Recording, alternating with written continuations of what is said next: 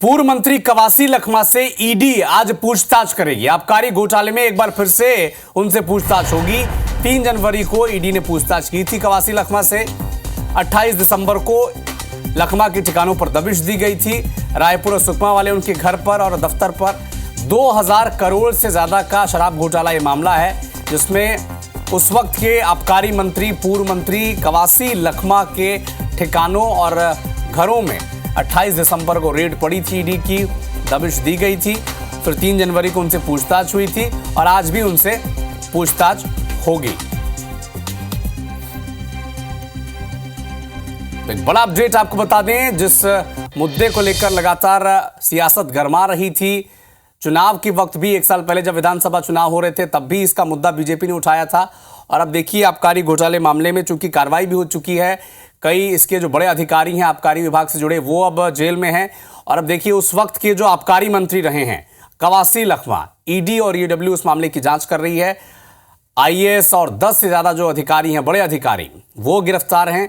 और अब जो तब के आबकारी मंत्री थे कवासी लखमा, उनसे पूछताछ की जा रही है। अधिक जानकारी के लिए हमारे सहयोगी राजेश राज लाइव हमारे साथ रायपुर से जुड़ चुके हैं। राजेश, आज जो पूछताछ होगी, जाहिर सी बात है बड़ी महत्वपूर्ण वो पूछताछ रहेगी और जांच का जो सिरा है यहां से खुल सकता है आगे।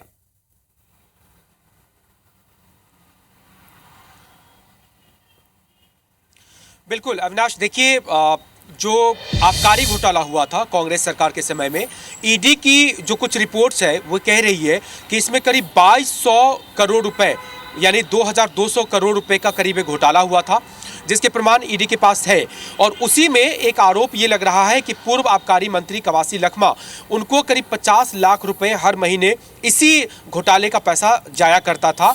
और अब उसी मामले में 28 दिसंबर को उनके आवास पर छापा पड़ा, उनके घर पर छापा पड़ा, उनके एक बेटे हैं हरीश लखमा, उनके घर, उनके उस पर भी छापा पड़ा और दोनों से पूछताछ हुई थी। 28 को छापा पड़ा, 3 जनवरी को उसमें पूछताछ हुई थी और आज 9 जनवरी को फिर से, पहले ही तय हो गया था, फिर से आज ईडी ने बुलाया है। करीब 10 बजे के करीब में कवासी लखमा जाएंगे और इस बार जो ईडी ने बुलाया है वो उनके एक और बेटे हैं जो खेती किसानी करते हैं, उनके कागजात को लेकर के बुलाया है। चूंकि ईडी का दायरा अब फैल रहा है, उनके और उनके हरीश लखमा जो दोनों राजनीतिक जीवन से जुड़े हुए हैं, उनकी चीज़ों को तो खंगाला ही गया है। परिवार में उनके एक और बेटे हैं जो खेती किसानी करते हैं। ईडी ये देखने की कोशिश करेगी कि उनके नाम पर कितनी ज़मीन है, तो उन कागजात को लेकर के आज कवासी लखमा को तलब किया गया है, उस एंगल से खंगाला जाएगा। और इसके साथ साथ कवासी लखमा के पूर्व पीए रहे हैं सुशील ओझा, 28 दिसंबर को उनके घर पर भी छापा पड़ा था, ईडी ने वहां पर दबिश दी थी और उसमें साले के लड़के यानी करीबी में उनका मोबाइल फोन जब्त किया गया था, भांजे का, भतीजे का। तो सुशील ओझा के भतीजे को भी आज तलब किया गया है। तो ये कवासी लखमा और उनके भतीजा और हो सकता है हरीश लखमा भी, तो ये करीब 3 लोग हैं जो आज फिर से इस मामले में ईडी दफ्तर पहुंचेंगे और अपना बयान दर्ज कराएंगे। कागजात जो ईडी ने मंगवाए हैं वो दिखाएंगे और जो मोबाइल फोन जब्त हुआ था उसका आज लॉक खोला जाएगा, इनको बुलाया गया है उसीलिए। तो फिर आज की कार्रवाई के बाद बयान, सबूत, दस्तावेज और मोबाइल फोन के लॉक खोलने के बाद हो सकता है कि उनको कुछ और क्लू मिले और उस आधार पर जांच आगे बढ़े।